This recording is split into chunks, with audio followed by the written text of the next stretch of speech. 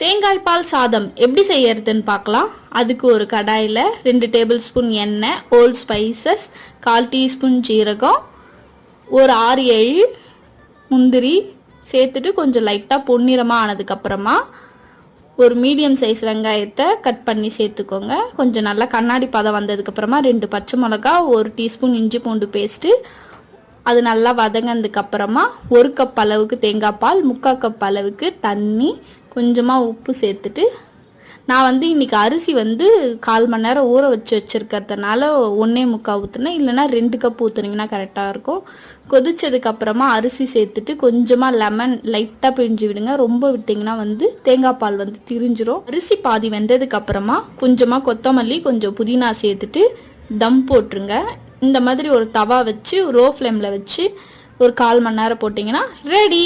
சூப்பராக இருக்கும். ட்ரை பண்ணி பாருங்கள். என்ஜாய்.